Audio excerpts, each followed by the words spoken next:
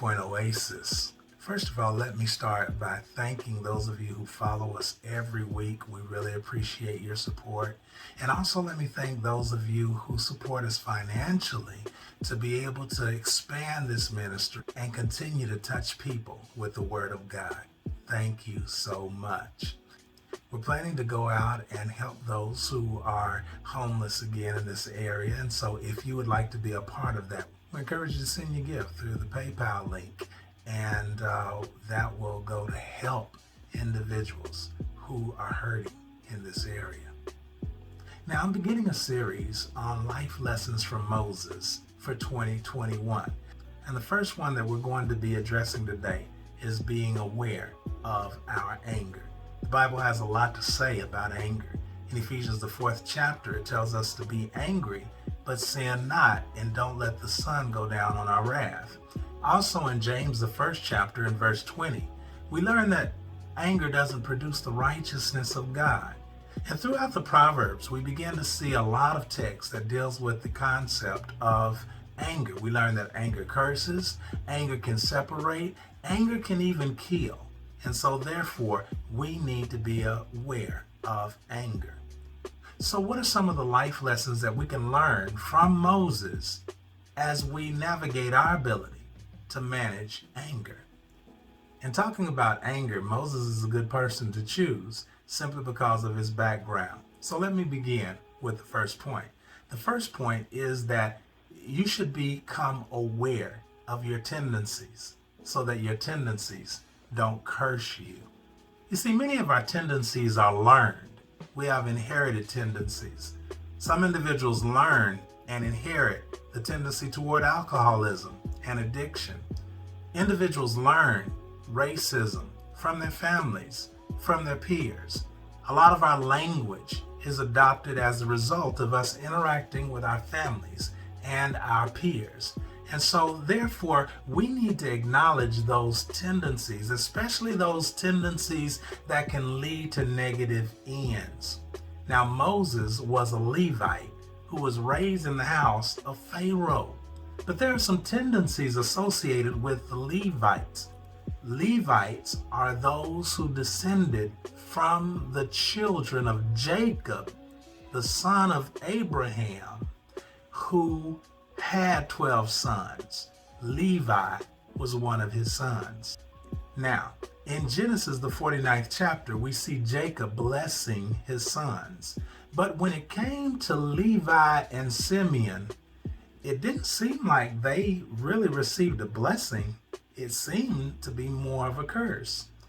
This is what he said. Simeon and Levi are brothers. Their swords are weapons of violence. He says, do not let me attend their secret meetings. Do not let me join in their assembly. In their anger, they murdered men. At their whim, they crippled cattle. May their anger be cursed because it's so fierce. May their fury be cursed because it's so cruel. I would divide them among the sons of Jacob and scatter them among the tribes of Israel. Now that was uttered by their father as he blessed his sons, Levi and Simeon. Now the reason that he did this is because there were some men who raped their sister, Dinah. And what they did is they killed those men. They went and made a covenant with those men based on false pretenses. And they had those men to circumcise themselves in order to marry their sister Dinah. But they never had intention for that to happen. Because once the men circumcised themselves and were not able to defend themselves, Levi and Simeon went in and destroyed all of those men. They killed them. And so many would say, okay, well, they had reason to do such a thing. But their reason was not the appropriate response, because it was a response that was motivated by anger. Be careful about responses that are motivated by anger. Now, this curse was actually communicated by Jacob, but it was because of a tendency that he saw in these sons. And also, we see in their descendants. Moses is one of those descendants. You see, Moses, being a Levite, growing up in Pharaoh's house, was very well knowledgeable about his ancestry. Moses knew that he was a Levite. He knew he was a Hebrew. And the reason that he knew is because he was nurtured by his mother. He knew who his sister was because the daughter of Pharaoh had hired his mother to actually nurture and wean him. But Moses saw an Egyptian mistreating one of his own people. And so Moses, in his anger, murdered the Egyptian. You might say that, well, he had reason because the Egyptian was mistreating his people. But still, anger can cause you to respond inappropriately. Yeah, there may be reason to stop it, but the question was murder the appropriate response? Now, as a result of what he had done, when others found out, he had to run. He left from Egypt and he went to a place called Midian, where he became a foreigner. Does that sound interesting? Because when you look back at the statement that Jacob had said in his blessing to Levi and Simeon, he said that he would scatter them among the tribes of Israel. So he's a foreigner. In fact, his first son was named Gershom, and Gershom actually meant foreigner. So we need to understand our own tendencies, recognize what they are, so that we can begin to discipline those tendencies. Number 2, understand that your failure to control your tendencies can delay you. Now, I want you to know that your tendency won't necessarily destroy you just because you fail at it from time to time, but it can delay you. And sometimes the delay may not necessarily be a negative thing, because your delayed development gives you time to learn better discipline. It might give you time to think. It may give you time to become more focused. Moses had made a mistake, and his mistake caused him to flee to Midian. But mistakes can't hinder God's purpose. In fact, our weaknesses often shape us for greater tasks. And so while Moses is in Midian, he's developing his ability to be able to lead God's people out of Egyptian slavery. He's being prepared to lead God's people out of the turmoil that they find themselves in.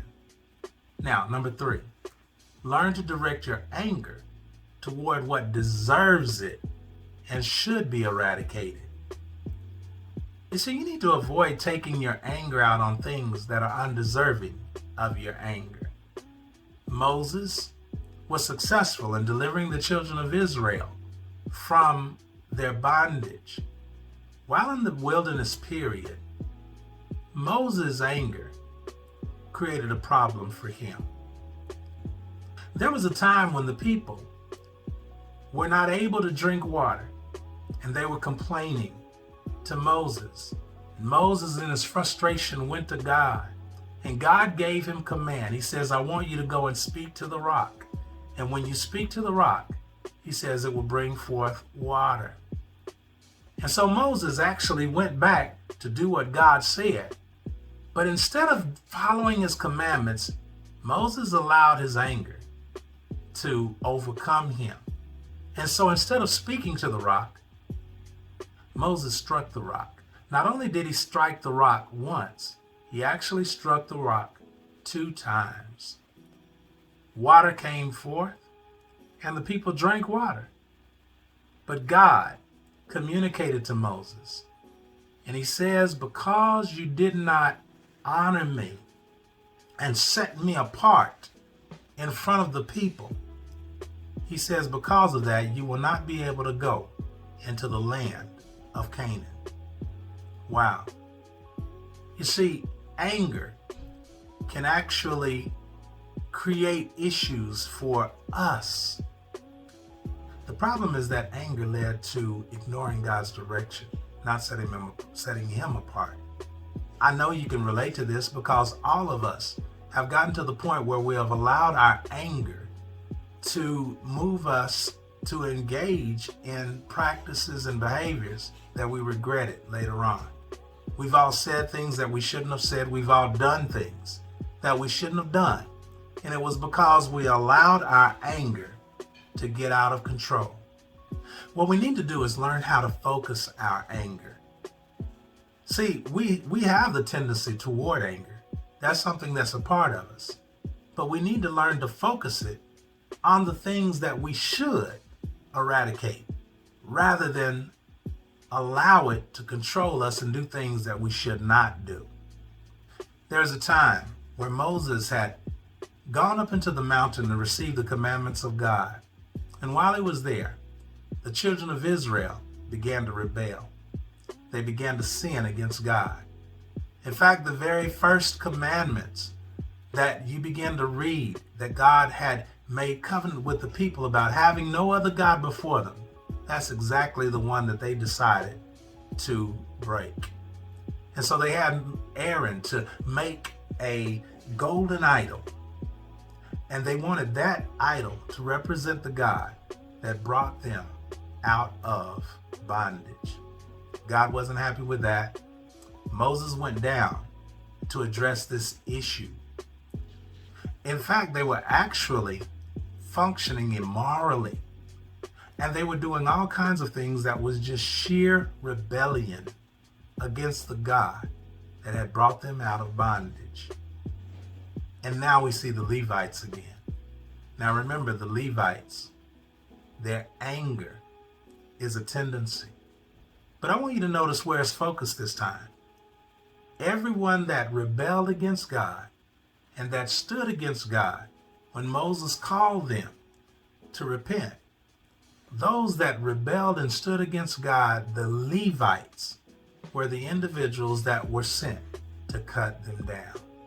That's right. The Levites cut down all of those who were rebellious against God.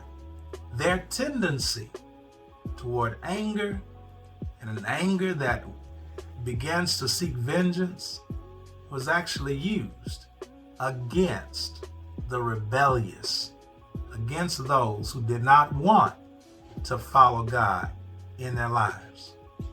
Let me ask you the question.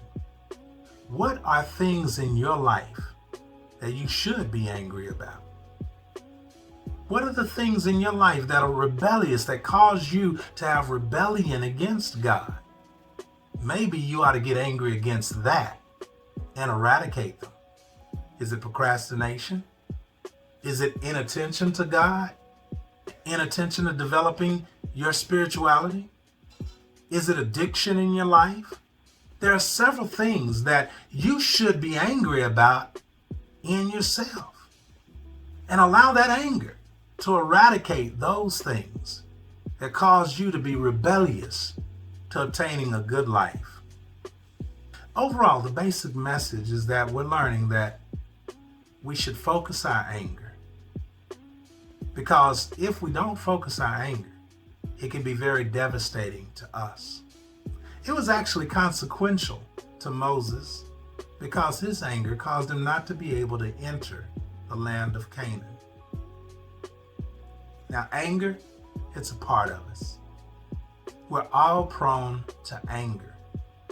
God made us that way, so it's not evil. It just has to be controlled. And you know what controls anger? The Spirit of God. That's right. In Ephesians, the 4th chapter, in verse 31, we're told not to grieve the Spirit, but instead to put away bitterness, anger, and all of those negative attributes. We need to put them away, and the only way that we can is through the Spirit. The Spirit helps us to control how we behave and what we do. It helps us to understand that vengeance belongs to the Lord. Anger can be directed in the right way. If I were to reflect on David's life, And when David was hearing Goliath taunt the armies of God and the armies of God not respond, he had an indignation. He was angry at that. And his anger caused him to stand up for God. So anger is not a negative thing that God has given us. Anger is actually a positive attribute that we have from God. But we must allow the Spirit of God to control our anger. So it's the Spirit of God that gives us the power to manage it appropriately and to focus on eradicating rebellion in our own lives. So let me encourage you, in 2021, let the Spirit of God be empowered in your life. Allow Him to govern you fully. And if you make a mistake and you fail, just get up and try again. Keep moving toward the goal. And I'm sure that God will bless you. God bless. Oh Lord, my God, when I in awesome sometimes I wonder, consider all, when I look at the world thy hands you have made, I see the stars, I hear the rolling thunder, thy power throughout the universe display. Hey, then sings my soul, my Savior God, to thee. How great thou art, how great thou art, how great thou art, oh Lord my God. Then sings my soul, my Savior God, to thee. How great thou art, how great thou art. Come on, bases, you say, got it, able, yeah, bases, got it, able, yeah, bases, you say, got it, able, yeah, got it, able, yeah, soprano sing.